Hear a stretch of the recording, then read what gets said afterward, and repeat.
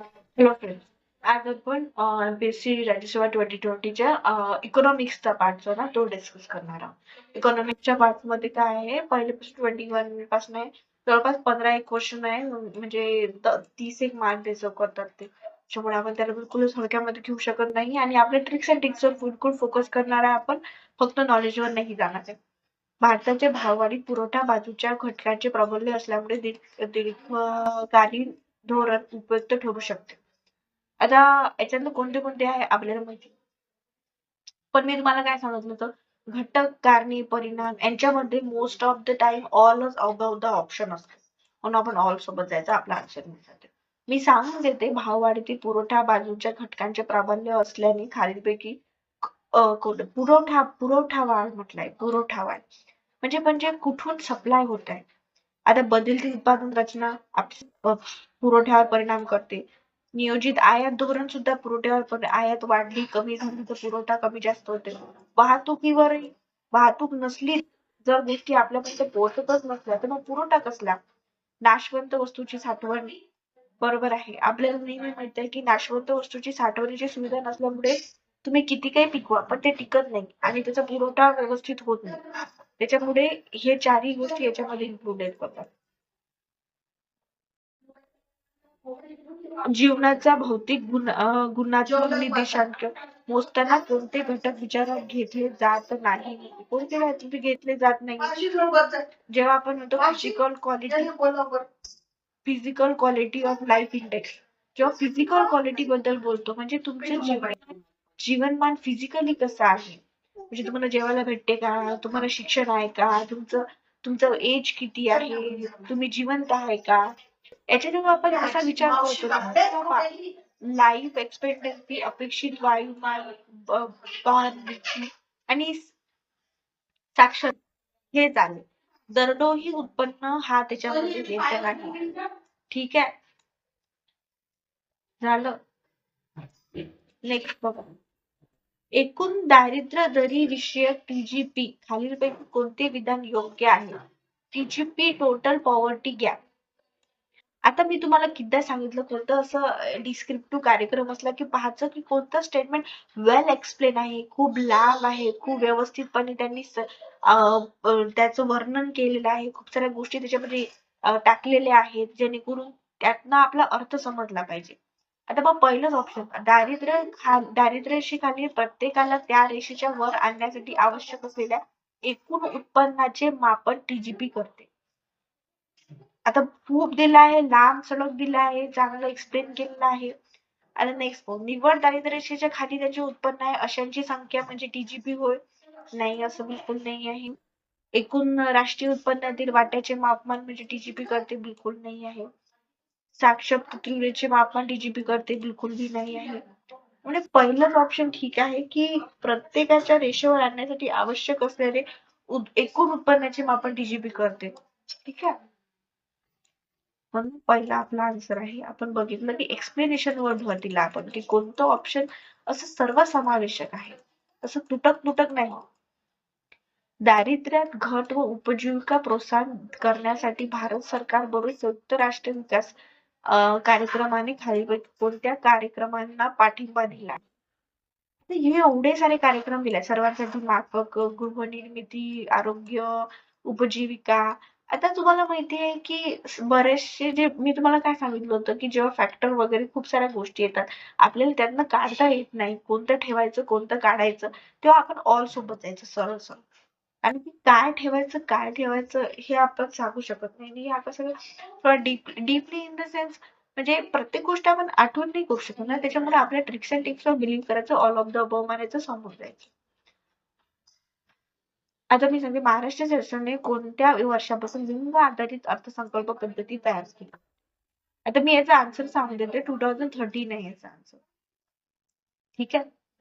11 मध्ये कोणत्या राज्यामध्ये सर्वात कमी लिंग गुंतवणूक. आता पहा, नेहमी बघा जेव्हा तुम्ही आन्सर एखाद्या पीएससीचा क्वेश्चन पाहता ना, तेव्हा की तोच राज्य त्याचा आन्सर असते. महाराष्ट्राचा जर महाराष्ट्र, युपीचा असेल तर युपीचा, म्हणजे ते त्या स्टेटची पीएससी,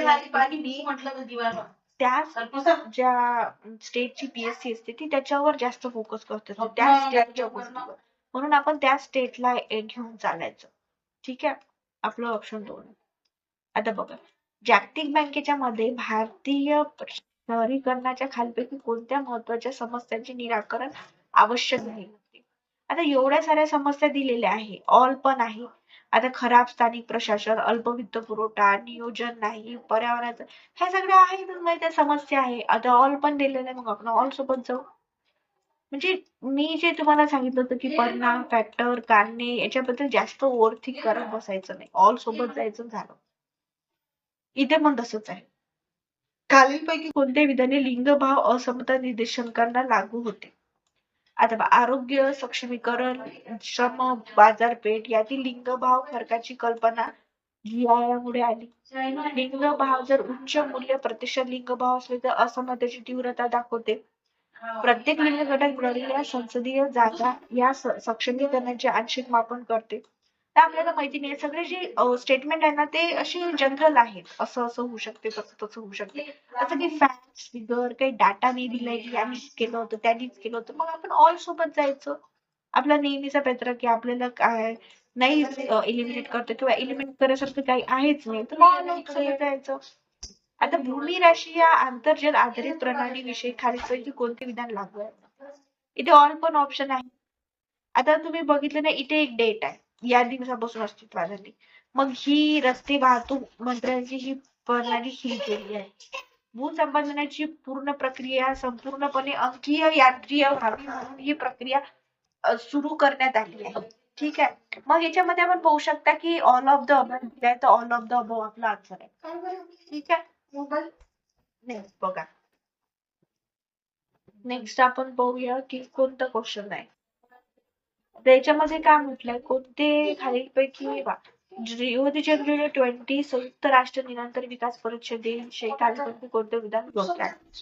ठीक आहे, आता एवढे सारे दिले आहे विधान, कोणतं योग्य आहे. आता आपण काय म्हटलं आहे की कोणते विधान योग्य आहे, तर ही याच्यामध्ये झाली. त्यात 20 म्हटलाय, ह्या 92 मध्ये परिषद झाली ती आपली ही वसुंधरा परिषद. त्याच्यामध्ये 20 वर्ष आणखी म्हणजे किती होते, 12.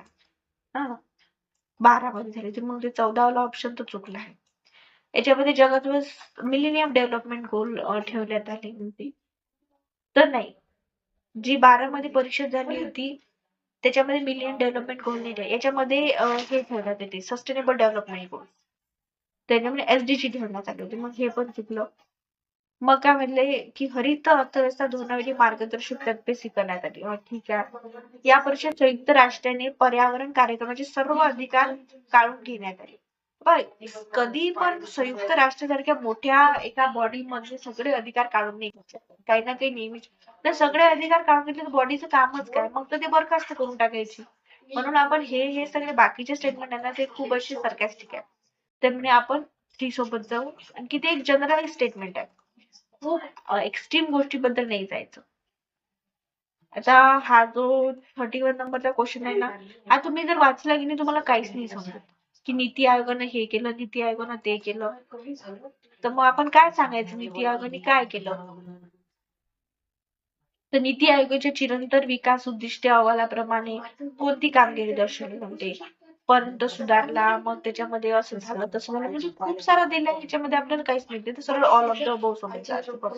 आणि हे करेक्ट पण आहे, ह्या ट्रिक्स काम पण करतात, त्या तशाच्या तशा काम केलेल्या आहेत. म्हणून आपल्या एक्सपिरियन्सनी सांगत आहे की की ह्या गोष्टी होतात.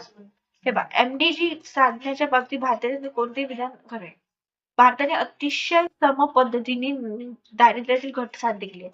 एक तर हे एक आहे की आपल्याजवळ दारिद्र्य घट झालीच नाही, आपल्याजवळ अजून पण आहे.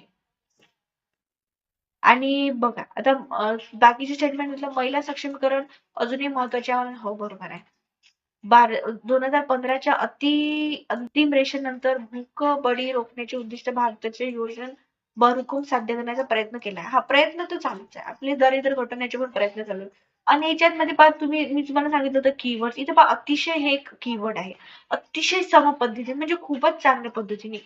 असं तर काहीच नाही झालं की खूपच चांगल्या पद्धतीने विषमता कमी झाली किंवा दारिद्र्य घट कमी झाली, असं काहीच नाही झालं. म्हणजे अतिशय हा जो कीवर्ड आहे ना, हा आपल्याला खटकणार आहे. याला आपण रॉंग कन्सिडर करूया, बीएमसी सोबत जाऊया, तेच आपलं आन्सर.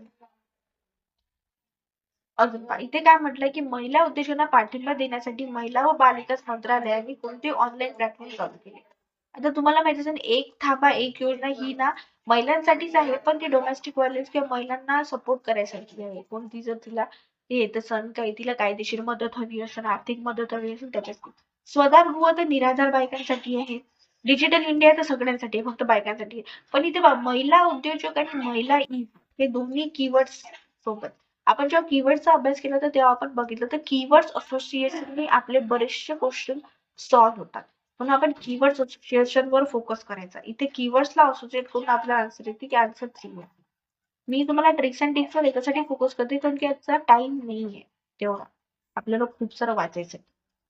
आता नेक्स्ट पाहूया अनुसूचित जमाती आयोगाबद्दल खालीलपैकी कोणते विधान बरोबर आहे.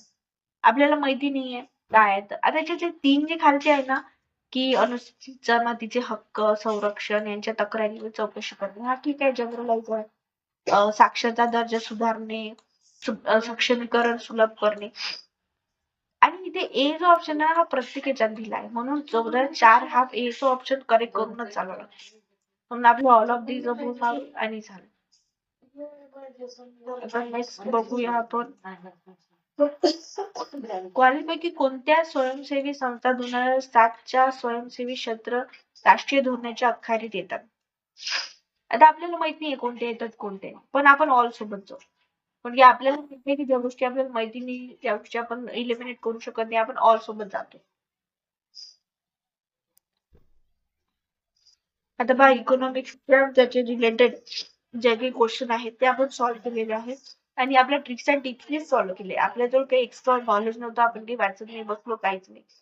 पण आपल्या ट्रिक्स अँड टिप्सने आपण इझिली सॉल्व्ह करू शकतो आणि मॅक्सिमम मार्क्स घेऊ शकतो. ठीक आहे फ्रेंड्स, थँक्यू सो मच.